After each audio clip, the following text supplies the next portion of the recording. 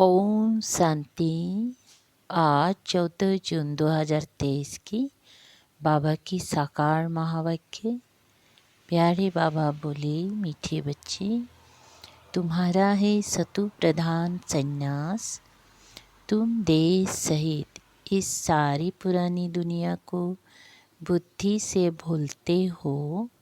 प्रश्न, तुम ब्राह्मण बच्चों पर कौन सी जवाबदारी बहुत बड़ी है? उत्तर है, तुम्हारे पर जवाबदारी है पावन बनकर सारे विश्व को पावन बनाने की। इसके लिए तुम्हें निरंतर शिव बाबा को याद करते रहना है। याद ही योग अग्नि है जिससे आत्मा पावन बनती है, विकर्म विनाश हो जाते हैं। गीत, दुखियों पर रहम करो माँ बाप हमारे। ओम शांति।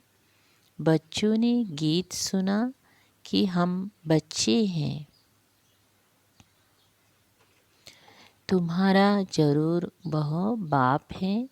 अब बाप को बच्चे कभी भी सर्वव्यापी नहीं कहते। लौकिक बाप के बच्चे कभी ऐसे नहीं कहेंगे कि हमारा बाप सर्वव्यापी है। ये बेहद का बाप बैठ समझाते हैं।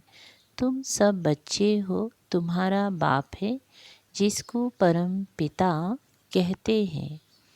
परमात्मा को सुप्रीम सोल भी कहते हैं।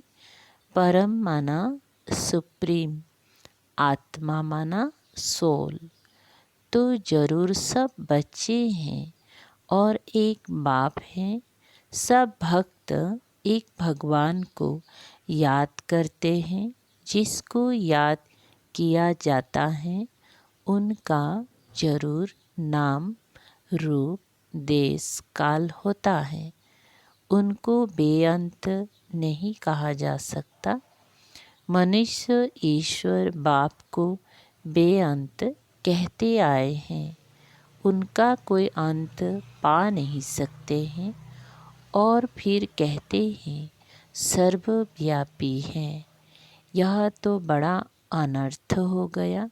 पत्थर ठिक्कर सब में ईश्वर है, उनको फिर बेअंत कहते हैं। बच्चे बाप को भूल गए हैं, इसीलिए सारी मनुष्य सृष्टि नास्तिक पतित कही जाती है। हर एक नर नारी पतित है। तब तो पतित से पावन बनाने वाले को याद करते हैं। इस दुनिया में कोई कभी महान आत्मा नहीं कहा जा सकता। पवित्र आत्मा पतित दुनिया में हो नहीं सकती। बापू गांधी जी भी कहते थे, पतित पावन सीताराम। यह मनुष्य के लिए कहते, पानी की गंगा के लिए तो नहीं कहा। यह है झूठ, झूठी माया, झूठी काया, है ही झूठ खंड।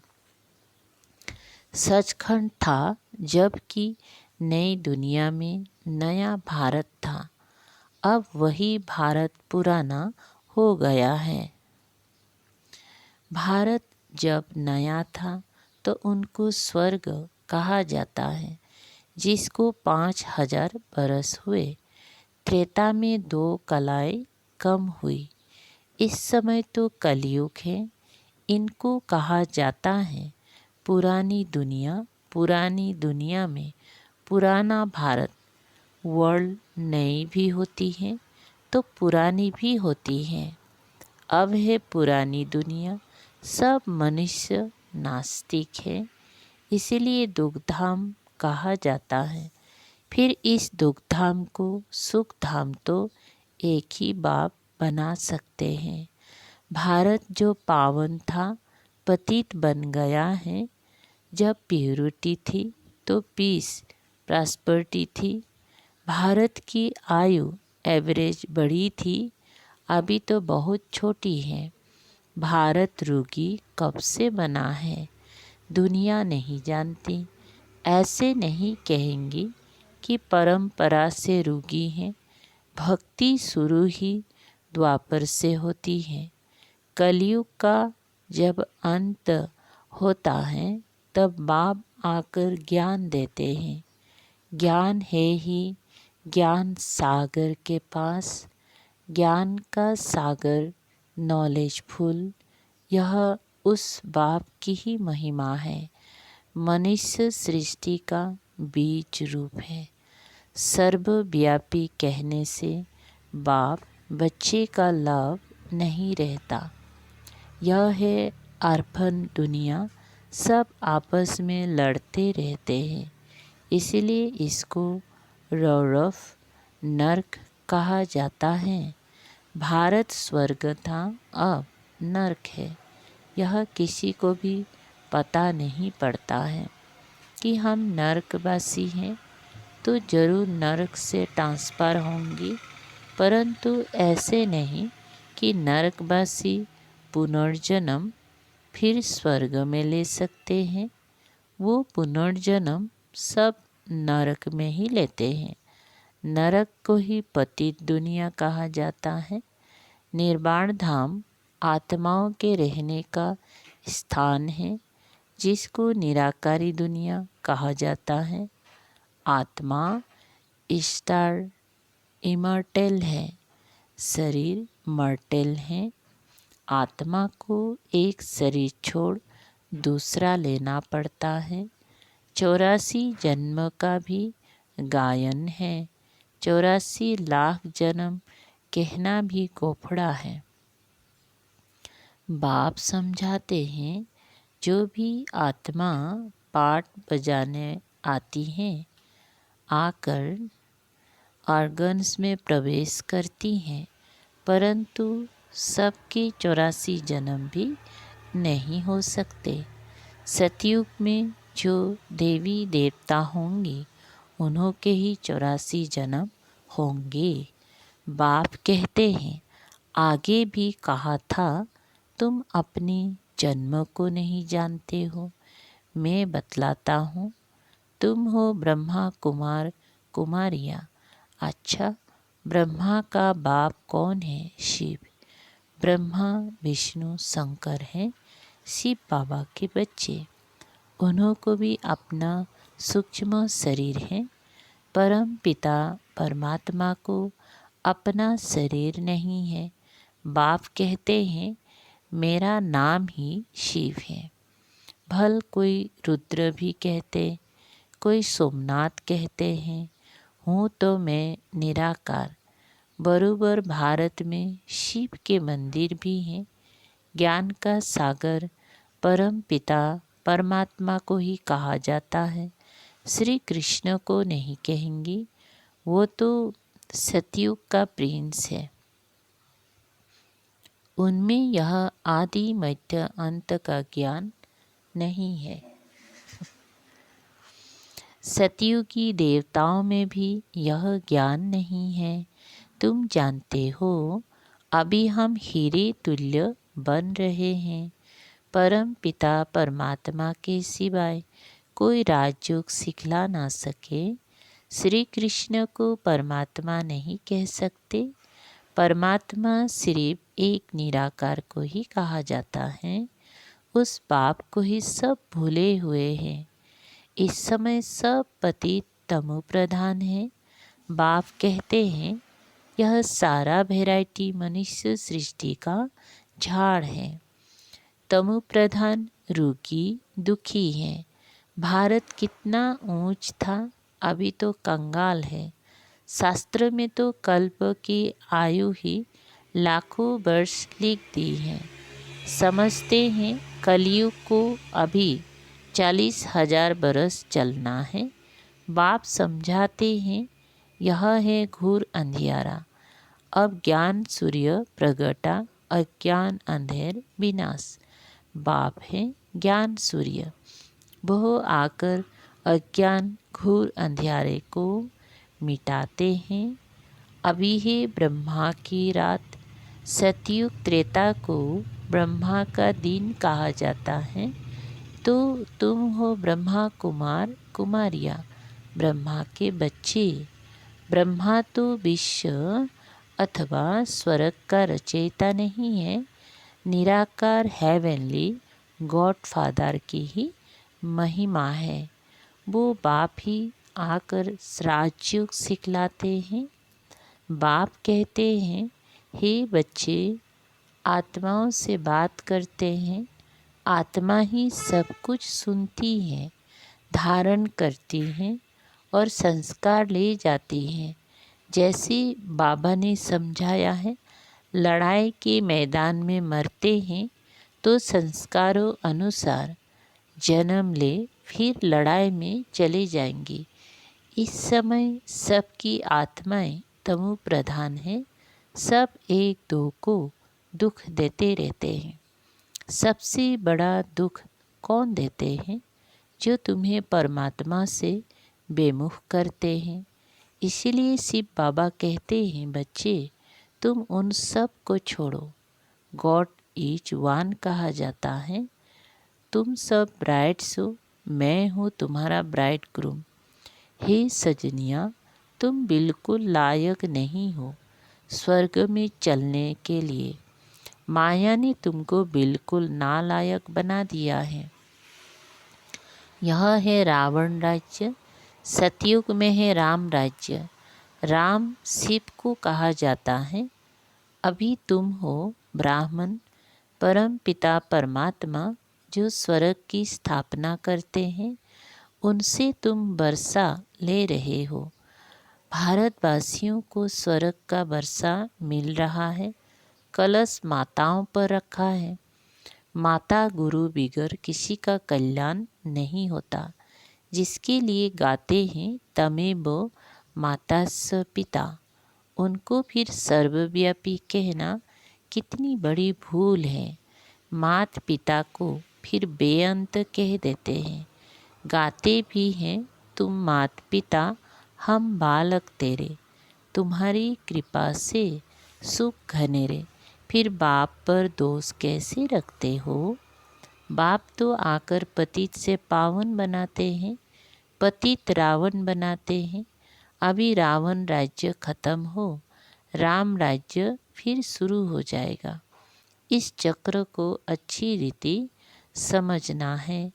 बेहद की हिस्ट्री ज्योग्राफी बेहद का बाप ही सुनाएंगी। ये है रुद्र ज्ञान यज्ञ। श्री कृष्ण का यज्ञ नहीं है, वही गीता का राजयोग है। परंतु श्री कृष्ण कोई ज्ञान नहीं देते हैं। ये है रुद्र शिव भगवान वाच।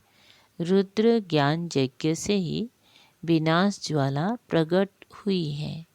अब तुम बच्चे आए हो मात पिता से स्वर्ग का बरसा लेने। ये कोई अंधश्रद्धा नहीं है। यूनिवर्सिटी व कॉलेज में कोई अंधश्रद्धा तो होती नहीं। यहाँ पर अंधश्रद्धा की बात नहीं। तुम बाप से बेहद का बरसा लेने, मनुष्य से देवता बनने आए हो। ये गॉड फादरली यूनिवर्सिटी है। बाप समझाते हैं, ये भारत देवी राजस्थान था। हीरे जवाहरों के महल बनते थे। भक्ति मार्ग में भी सोमनाथ का मंदिर कितना बड़ा बनाया है। उनसे पहले क्या होगा? अभी तो भारत कंगाल है। फिर सिरताज बनाना बाप का ही काम है। अभी तुम बच्चे जानते हो, हम मात पिता के सम्मुख बैठे हैं और 21 जन्मों का सुख पा रहे हैं। बाप कहते हैं, हे आत्माओं, अब तुम मुझे याद करो। मैं तुम्हारा गाइड और लिबरेटर हूँ। वर्ल्ड की हिस्ट्री ज्योग्राफी कैसे रिपीट होती है, ये तो बच्चों को समझाया जाता है। इसमें अंधश्रद्धा की तो बात ही नहीं। तुम्हारा है सतु प्रधान बेहद का संन्यास। तुम पुरानी दुनिया को बुद्धि से छोड़ते हो। इसीलिए बाप कहते हैं, सर्वधर्मानि देह सहित देह के जो भी संबंध है सबको भूल अपने को अशरीरी आत्मा समझो। बाप कहते हैं इस देह का भान छोड़ो, मुझ बाप को याद करने से ही तुम्हारी पाप भस्म होंगी। निरंतर मुझे याद करो, और कोई उपाय नहीं। अंत तक याद करना है। माया जीते जगत जीत बनना है। माया पर जीत एक शिव बाबा ही पहना सकते हैं। अच्छा, अब बाप शिव शक्तियों द्वारा भारत पर अविनाशी बृहस्पति की दशा लाते हैं। बाप कहते हैं मैं इस तन का लून लेकर इनका नाम ब्रह्मा रखता हूँ। तुम ब्रह्मा कुमार कुमारियाँ वर्षा लेते हो शिव बाबा से। याद भी शिव बाबा को ही करना है। वो कहते हैं मेरा नाम एक ही शिव है। तुम भी आत्मा हो, परंतु तुम शरीर लेते और छोड़ते हो, इसलिए जन्म बाय जन्म तुम्हारे नाम बदलते हैं। 84 जन्म लेंगे तो 84 नाम पड़ेंगे। सबकी तो 84 जन्म नहीं होंगी। कोई के 80, कोई के 60, कोई के 5-6 जन्म भी हो सकते हैं। मेरा नाम एक ही है, शिव। शिव बाबा को याद करते रहो तो विकर्म विनाश होंगी। युग अग्नि बिगड़ कोई पावन बन नहीं सकते। तुमने प्रतिज्ञा की है बाबा, हम पवित्र बन भारत को पावन बनाए, फिर राज्य करेंगे। शिव बाबा को याद नहीं करते तो गया अपने को पतित बनाते हैं। इसीलिए फिर धर्मराज की बहुत कड़ी सजा खानी पड़ेगी। तुम्हारे पर बड़ी रिस्पॉन्सिबिलिटी है। बाप को याद करते रहना, यह है रूहानी यात्रा। अच्छा, मीठे मीठे सिकलधे बच्चों प्रति नंबर बार पुरुषार्थानुसार माता पिता बाप दादा का याद प्यार और गुड मॉर्निंग। रूहानी बाप की रूहानी बच्चों को नमस्ते। हम रूहानी बच्चों की रूहानी बाप दादा को याद प्यार, गुड मॉर्निंग और नमस्ते। शुक्रिया बाबा, थैंक यू बाबा। सार है नंबर पहला, निरंतर एक बाप की याद से माया जीत जगत जीत बनना है। पवित्र बनकर भारत को पवित्र बनाना है। नंबर दूसरा, बुद्धि से बेहद पुरानी दुनिया का संन्यास करना है। इस देहभान को भूलने का अभ्यास करना है। देही अभिमानी रहना है। वरदान, किसी से किनारा करने के बजाय सर्व का सहारा बनने वाले विश्व कल्याणकारी भव। विस्तार है, सारी कल्प में ब्रह्मा बाप और ईश्वरीय परिवार के संबंध संपर्क में आने वाली आप श्रेष्ठ आत्माएं हो। आप किनारा करने वाले नहीं, लेकिन विश्व का सहारा बनने वाली विश्व कल्याणकारी आत्माएं हो। परिवार के अविनाशी प्यार के धागे के बीच से निकल नहीं सकते। इसीलिए कभी किसी भी बात में, किसी स्थान से, किसी सेवा से, किसी साथी से किनारा करके अपनी अवस्था अच्छी बनाने का संकल्प नहीं करना। ये आदत डाली तो कहाँ भी टिक नहीं सकेंगी। स्लोगान, कर्म भोग का वर्णन करने के बजाय कर्म योग की स्थिति का वर्णन करो। अच्छा, मातेश्वरी जी के मधुर महावाक्य। ओम शब्द का यथार्थ अर्थ क्या है? जब हम ओम शांति शब्द कहते हैं तो पहले पहले ओम शब्द के अर्थ को पूर्ण रीति से समझना है। अगर कोई से पूछा जाए ओम का अर्थ क्या है, तो वो लोग ओम का अर्थ बहुत ही लंबा चौड़ा सुनाते हैं। ओम का अर्थ ओंकार, बड़े चौड़े आवाज़ से सुनाते हैं। इस ओम पर फिर लंबा चौड़ा शास्त्र बना देते हैं, परंतु वास्तव में ओम का अर्थ कोई लंबा चौड़ा नहीं है। अपने को तो स्वयं परमात्मा ओम का अर्थ बहुत ही सरल और सहज अर्थ से समझाते हैं। वह भी अर्थ परमात्मा से मिलने के लिए ही समझाते हैं। परमात्मा साफ कहते हैं, बच्चे, ओम का अर्थ है मैं आत्मा हूँ। मेरा असली धर्म शांत स्वरूप है। अब इस ओम के अर्थ में उपस्थित रहना है। तो ओम का अर्थ मैं आत्मा परमात्मा की संतान हूँ। मुख्य बात ये हुई कि ओम के अर्थ में सिर्फ टिकना है, बाकी मुख से बैठ ओम ओम का उच्चारण नहीं करो। बुद्धि में यह निश्चय रखकर चलना है, ओम का जो अर्थ है उस स्वरूप में स्थित रहना है। बाकी वो लोग भल ओम का अर्थ लंबा सुनाते हैं, मगर उसके स्वरूप में स्थित नहीं रहते। परंतु हम तो ओम का स्वरूप जानते हैं, तभी उस स्वरूप में स्थित होते हैं। हम यह भी जानते हैं कि परमात्मा बीज रूप है और उस बीज रूप परमात्मा ने इस सारी झाड़ को कैसे रचा हुआ है, उसकी सारी नॉलेज हमें अभी मिल रही है। अच्छा, ओम शांति। शुक्रिया बाबा।